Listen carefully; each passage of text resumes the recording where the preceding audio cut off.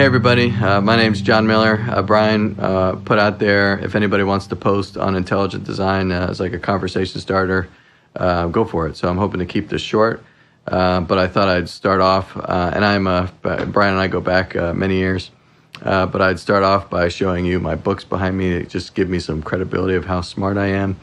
But if you look in real close, 4 of these shelves are nothing but U2. Books, vinyls, and anything that only people like me would want. Now there is some theology scattered throughout here. And then I have a whole shelf of nothing but Lord of the Rings, different editions, ones I read, ones I don't read, ones that just look beautiful, ones I'll give to my kids. And then I have comic books.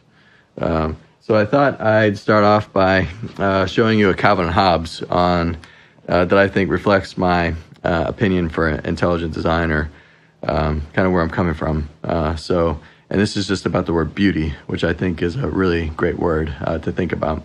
But anyway, here, this is a Calvin and Hobbes, which I just absolutely love. Can you guys see that? All right, so he says, I'll bet I'm missing some great TV shows. Just looking at this amazing world that we live in.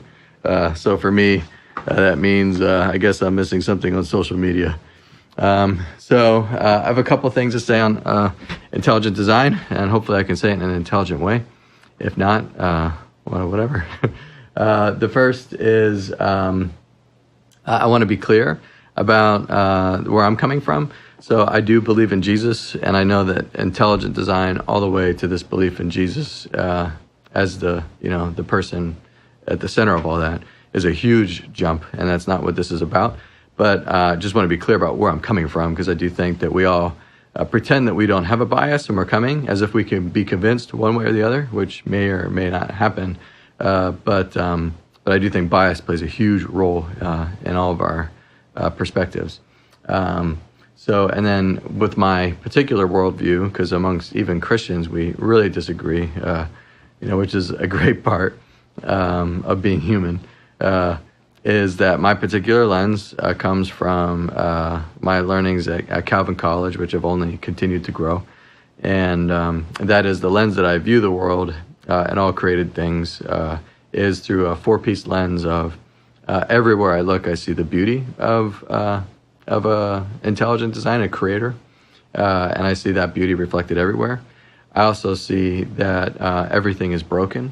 So I see, so it's almost like a clay pot that was once made and once beautiful that has been shattered, and I can pick up pieces of it and see what maybe it could have been, but it's just so broken that it's very hard to see.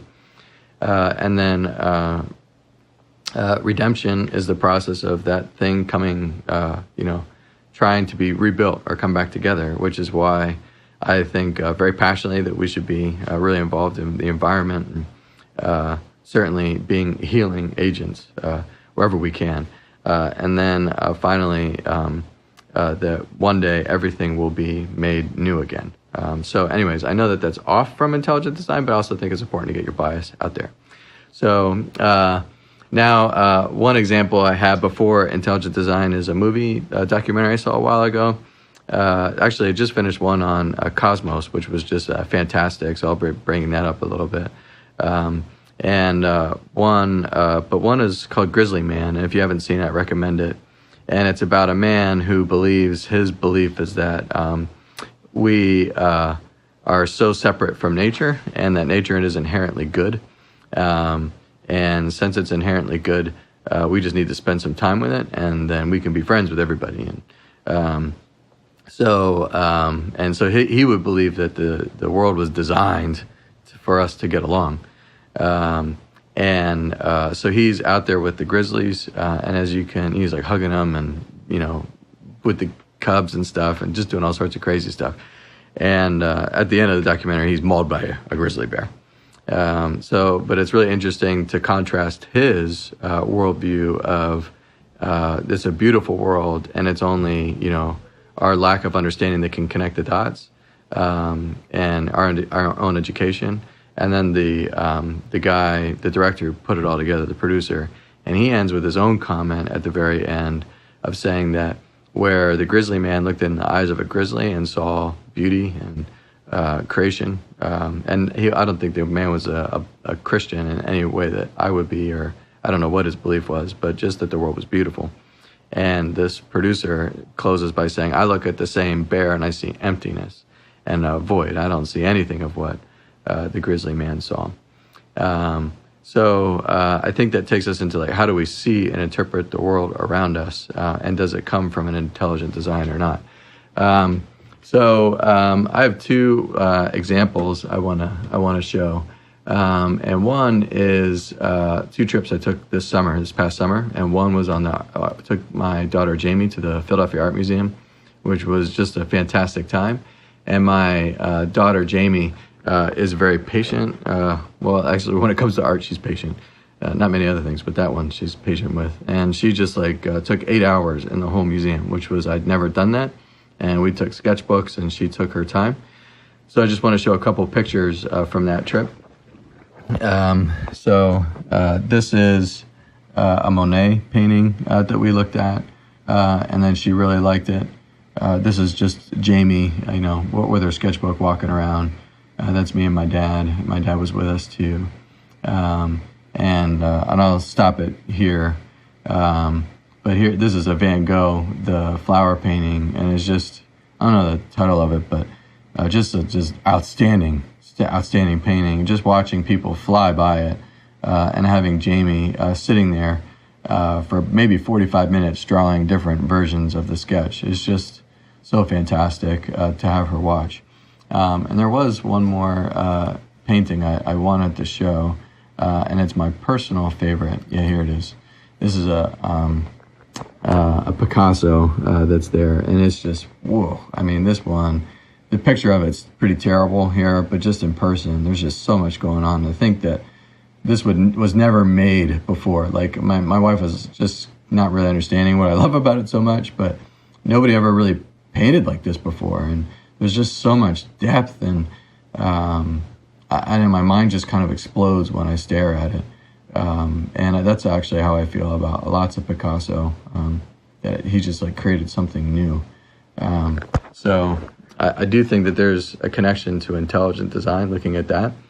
And I'll get to that in a second. And the second thing I wanted to show you is that not too long after that, I took my kids to their first U2 concert, which was amazing, and a fun time.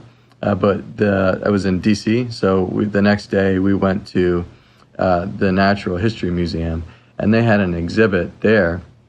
It was a photography exhibit, and I want to show you some of the things that were there. And this is that same exhibit. And these pictures, they're not going to be the best here on the computer and looking at them, but just in person, they were just stunning. And my wife and my kids and I were just in awe of the beauty of these things. And this one right here is particular Mount Rainier, which I had the opportunity to go there this year. But anyways, so my comment that I'd like to make on intelligent design is about authorship. So if I walked around, one of the best things about walking around the art museum in Philadelphia is that the dialogue isn't just on the paintbrushes and the oils or the canvas or the time period. It gets more and more detailed the more that you talk to an art historian about these things and walk around with the things on your ears and explaining the painting. And you get into who was Van Gogh and why did he do this and at what point did he do this and who was Monet. And if you were to strip out the names of all the painters in the museum, it would be an entirely different experience if I was just to walk through looking scientifically at all the paintings and what makes these paintings beautiful scientifically, with how were they painted and what order were they painted in, chronological order, and what were the techniques that were used. That there's so much more beauty and mystery to what goes on into a painting that screams out to me that I want to know the author of this painting, and I want to know his story, and therefore relate his story into my own personal story, into my interpretation of beauty. And it's what makes every art museum trip just amazing, and especially even those Picassos, to think that no one had ever painted like that before, and that yet here he came and he just made a brand new expression of thinking and thought and self, and it's just amazing to think that he did that as well as so many others. And then I contrast that with the Smithsonian, and I saw just as much beauty in the Smithsonian that I did at the Art Museum. And there is lots that's in the Smithsonian that is against some of what Brian has talked about in his blog post about lots. There has been, parts of Christianity that believe in a young earth and all sorts of stuff like that, which I don't participate in any of those beliefs. But yeah, I look around the Smithsonian, I just see the intelligent design everywhere. That in the same way that I wanted to see an author in the Art Museum, I wanted to see an author as well in the Smithsonian, and I'm not saying that applies to every situation, but in this specific example of these pictures that I'm looking at here, I see so much beauty here. I want to not only know the photographer that took this picture, but why am I enjoying this beauty the way that I am? And if it's pure science, if intelligent design is not involved in the process, and if there is no beauty behind the beauty that has a name or a creator to it, then my biggest question is, where does my longing for this beauty come from? And then I make the leap, and I'm acknowledging that it's a leap, but to name that beauty, that it comes from God or a creator that's behind all that. And even when I look at my own journey, specifically in this last year, or last couple of years, I as a person have come to see that I'm not the kind of person that when I look in the mirror, I'm incredibly proud of who I am, and right away I'm comfortable with who I am. That for me there's layers of beauty and brokenness within that, and I've learned that John Miller is a unique and amazing person by itself, just in the same way that I view my daughter and my son and my wife and my family. Every person in the whole world has value, and the crazy thing is that every person that has ever existed is all different and unique, which is why when we experience the loss of someone, we are experiencing a permanent loss of that uniqueness that they are. So where does this unending beauty come from?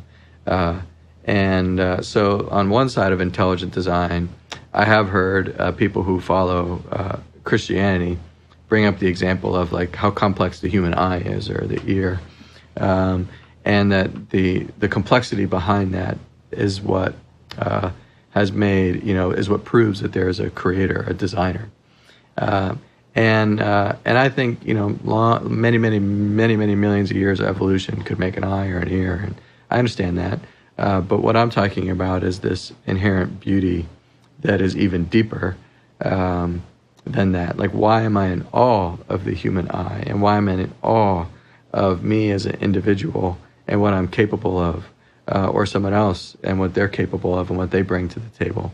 Or even this picture of Mount Rainier behind me. Like, when I went to see Mount Rainier with my good friend John Stringer and my wife and his wife, and it was a lot of quiet. I had a lot of quiet moments there of just like bathing in this beauty that was Mount Rainier. And where does that come from? This need for beauty. And to me, I think that there's a creator behind that beauty that wants me to engage with it and move into it, and to rest in it and to enjoy it. And then the leap I'm making here is that I'm naming that beauty. That I'm naming that the thing behind the beauty as intelligent design. And then I understand that I'm making a huge leap with Christianity to name it even further. But anyways, that's my point of view, and that's where I'm coming from. Love to appreciate your comments.